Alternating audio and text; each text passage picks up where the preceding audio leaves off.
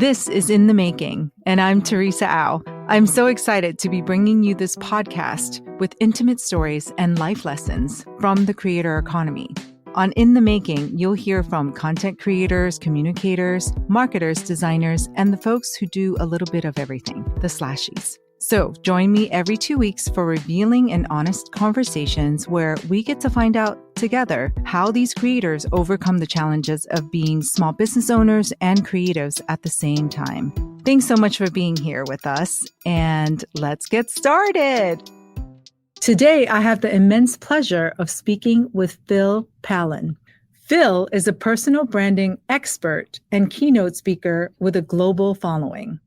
As a brand strategist, Phil has advised hundreds of brands from over 30 countries, including a shark on Shark Tank, a Nobel Peace Prize winner, politicians, and some of the most important names in entertainment.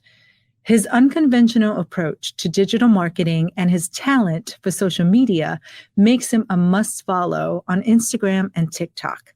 And his podcast, called Brand Therapy, is a fantastic marketing resource.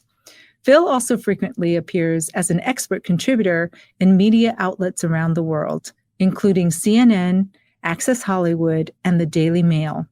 Phil, thank you so much for being my guest today. Right here is exactly where I want to be, okay? With you, Teresa, with you. Yeah, what I didn't say is we've also become friends since I first met you last year at the Max conference during the Adobe Ambassador Summit. It was amazing. It was amazing. We got to actually meet and chat and connect. And you're right, we've been friends ever since. I want to start from my audience to get to know you a little bit more. How did you become a brand expert? And what does it have to do with the star of 2.5 Men? You thought I forgot, right? Well, we'll tell that story. We'll tell the short version, but it is exciting and it's an important part of how I started. Did my master's degree out in Florida. A few months before I was set to graduate, I applied for a lot of internships, including one that was very public at the time, 2011. Charlie Sheen was all over the news. A little bit of a meltdown, public meltdown. He created a social media internship and very public competition. Over 90,000 people around the world entered to become Charlie Sheen's social media intern at the peak of his craziness in the media. The submission, Teresa, was a tweet. That was the limit. Now you got my attention. I'm like, oh, I don't want to send a cover letter and a big long resume. No, I love this application, which was a single tweet. Which is actually harder to write, a short form. It is harder, particularly when you're up against that many people. So there were a few things that worked in my favor. I had practical skills, so I knew how to film a video. I was confident enough to put myself on video. I also am Canadian, and Canadians love any successful Canadians in media or sports. I certainly had one of the most visible campaigns, I had videos I was working on with my friends, and really just trying to stand out and make people feel a part of this competition. I didn't want to be one of those annoying friends that was like, ooh, vote for me every day. You can vote every day. It's like, no, it's exhausting. Instead, I was thinking, how can I make this an experience that other people can be a part of? What are the angles of this story that keep it exciting? And people were really excited about it. In fact, my very first client came to me and said, do you have any friends that are like you? Because I've been following your journey in this internship competition. She said, can I hire any of your friends? And I said, I have good news. You can hire me because I actually need to pay rent. I'd moved out to LA. I did not win the internship competition. My first client was a wholesale candle and fragrance company in Ohio that hired me and paid me money to help with social media. And that set me up for entrepreneurship. It's all I've ever done. I never intended to be an entrepreneur, but I like being creative. I like clients. I want to dig into your expertise and ask, what is a brand? Most people think it's maybe a logo or a color scheme, but how do you define a brand? A brand is consistency. But now let's unpack that, because I think as it relates to, let's say, design tools or creativity, people might think, well, a brand, that's a logo.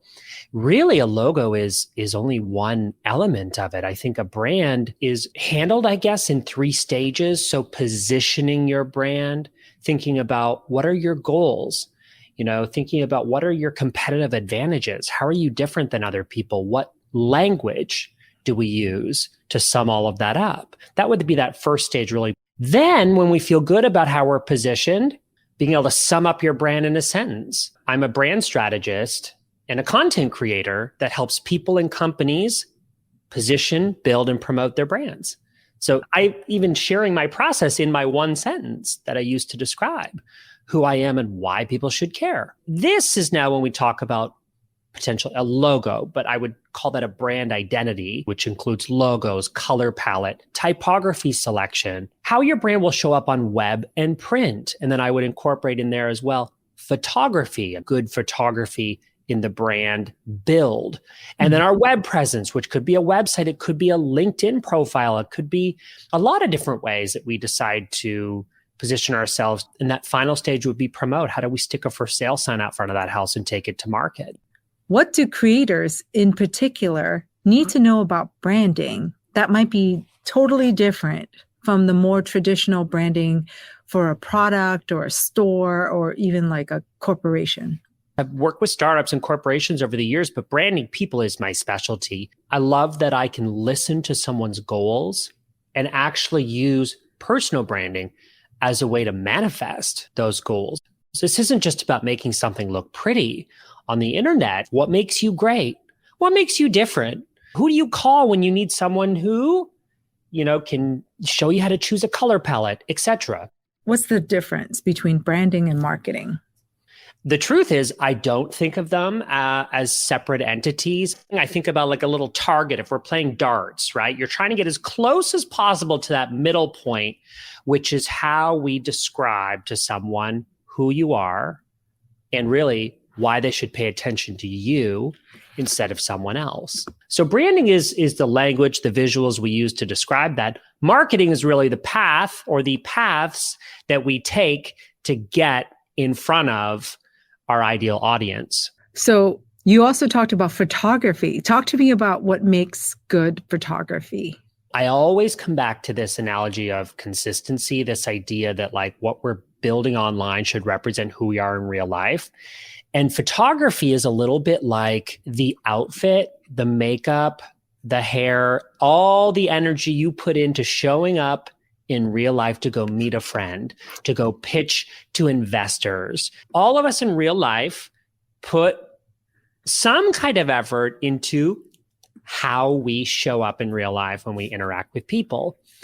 On the internet, your photos are those little soldiers that you send out into the internet to do that work for you. And so it's the one area of branding where I'm just not willing to skimp. If you post a pixelated photo where you've cropped out your family from a family reunion in 2003, that ain't going to cut it nowadays. It's just not. Yeah. You said you want the photos to represent who the person is, but often on social media, I see tons of photoshopped, doctored, beautified photos of people. And then when you see them in real life, they don't even look like that. It's a little bit like online dating. You go on a first date, you meet them, and they're nothing like how they've described themselves. Is that ever a positive experience? No. Certainly not.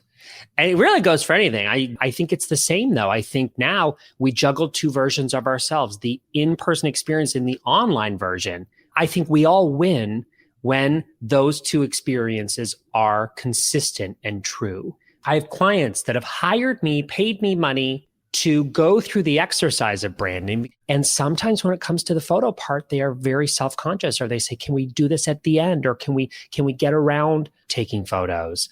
And it's difficult because it's like saying, I'm going to go meet a friend in real life, but I'm going to keep a bag over my head. Is that going to be fine? It's not about looking like a supermodel in your photos. It's about looking real in your photos. I want to talk a little bit about money. I love that topic. Relevant to this conversation, a vertical of my business that did not exist, Teresa, 3 years ago, I started it, is content creation. I decided to, right before the pandemic, dust off my YouTube channel because I got feedback from someone when I sent them a website demo, a client. And they said, wow, your demo was really good and fun to watch. You should be creating on YouTube. And so I thought, well, I like to make videos and I love to present and I love to try new tools and such.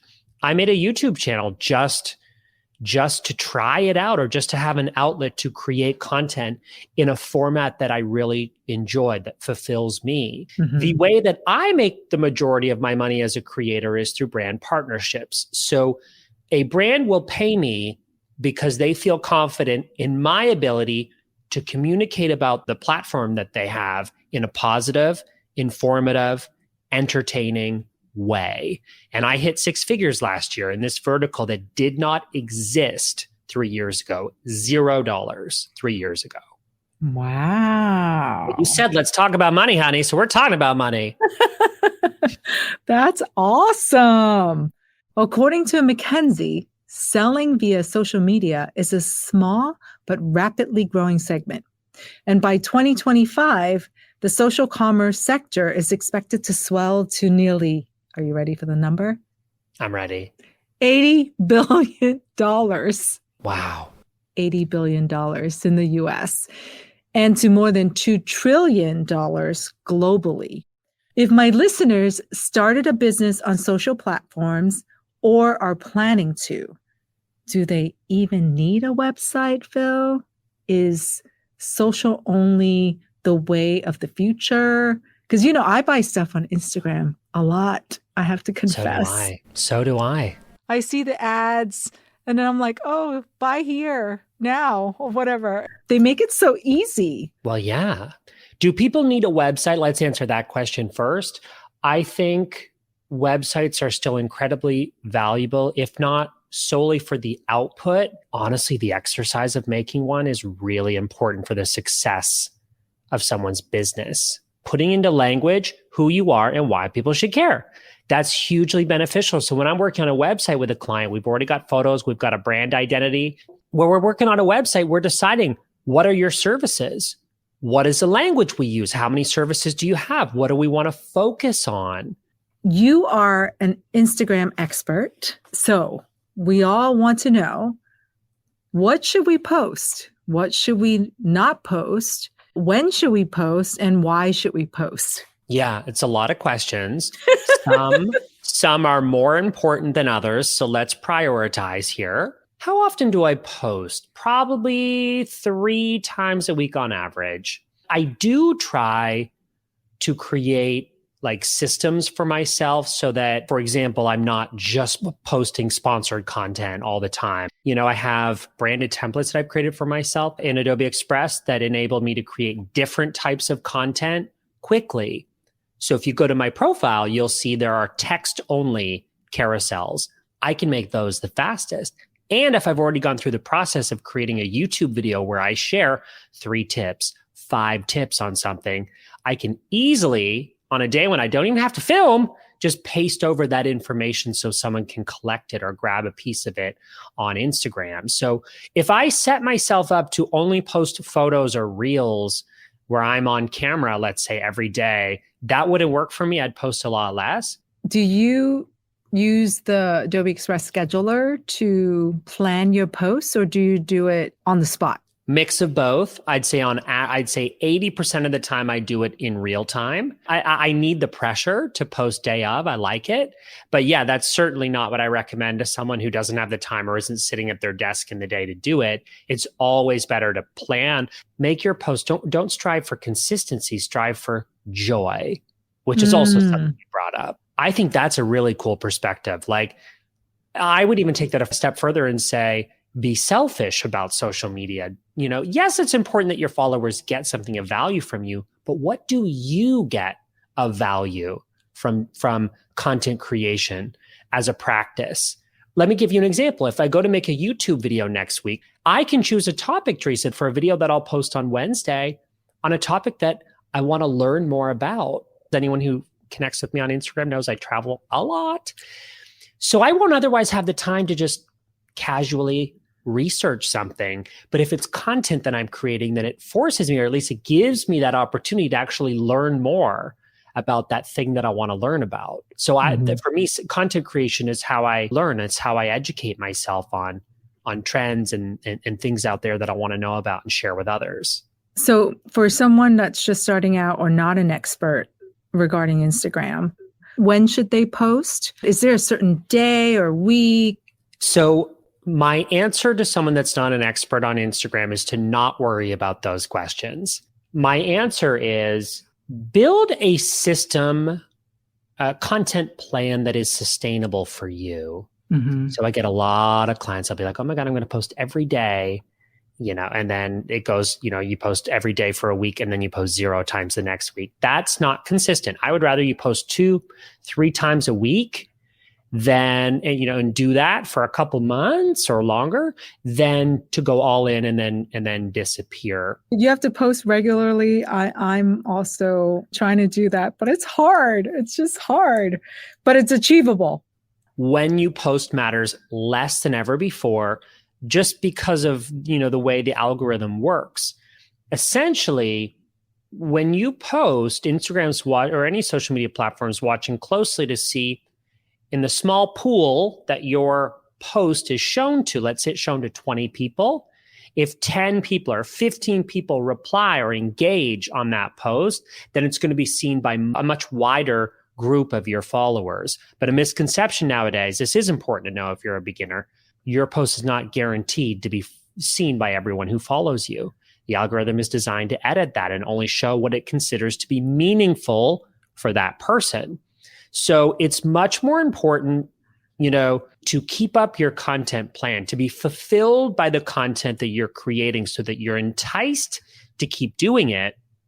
That's way more important than a day or time that you post. I worry less than ever before what time I post, what hashtags I use. So instead of a ton of hashtags, think about your caption being longer and going into more detail on what your post is about, so that, Instagram is definitely becoming an environment more driven by SEO, search engine optimization, far more important than stuffing hashtags into a caption or as a first comment.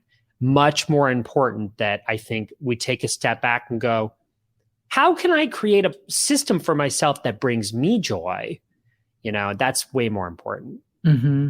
It can be so intoxicating to try to increase the likes and page views, but it doesn't always translate, right, into more customers or income. What do you say to people who have gotten so caught up in chasing likes that they lose sight of why they're posting in the first place? I say, are those likes going to pay your rent next month? No. I mean, I guess if it's a brand deal or it's contingent on a sale, maybe there might be some scenarios, but it's unlikely. I've worked with clients that have huge businesses and focus so much on social media, I think just as a root of like approval and popularity, then it might be a good moment to pause and reprioritize based on what's going to give you the most sustainability as a business. Yeah. What can you do to grow your audience when you've been posting consistently and nothing changes? If someone has been posting consistently and they're not growing in followers and they want to, most cases where someone's not growing, it's because they're not spending enough time socializing, engaging, commenting, DMing someone. You can't be so focused on just kind of passively creating something and throwing it out into the world, particularly if you're getting started or you don't have a ton of followers yet. It's not likely going to be seen by a ton of people. So here's what you should do. Split your time between creation and engagement and prioritize. Okay, each day I'm going to comment on 5 social media posts that resonate with me. And in a comment, I'm not going to say, love this, go into more detail. Otherwise, it feels like spam. And there's robots designed to do that. Instead, think about how can I leave a comment that would grab someone's attention to actually go look at my profile, right? So let's say it's a brick and mortar, let's say it's a jewelry store. You could comment on a car dealership in the same town, or think about what other businesses would attract your audience and leave a thoughtful comment. And so that's a really great way to increase visibility on social media, is just through meaningful engagement beyond just being so focused on what you're broadcasting. You bring up such a great point. Yeah. All their output is posting, but they're not engaging with others, with the community, with other creators and content creators. So thank you for that. I have 2 more questions, Phil. How can Gen AI help with branding and marketing? And have you used Gen AI yourself? So that's actually a really interesting question. Since spring, summer, I've really focused on AI tools and how small businesses can incorporate AI into what they do. How can we use these tools, in a way to help us create efficiencies or explore creative ideas that just exist in our mind? What about a mood board? Or maybe you're conceptualizing a product, or better yet, now being able to create your own image using generative AI that's totally unique to you and what you write as your prompt and the settings that you have. Now it's not just finding the right stock photo, but it's actually thinking about, how do I craft a prompt to create the right visual for this use? And that's a really new, exciting way for creatives to think. Yeah, it's a new muscle that they have to build, and yes, it's a brand new resource, right? And with anything new, people do get nervous or scared, but I think people can also have an open mind, and like you said, try it out for yourselves. You have nothing to lose, right? Exactly.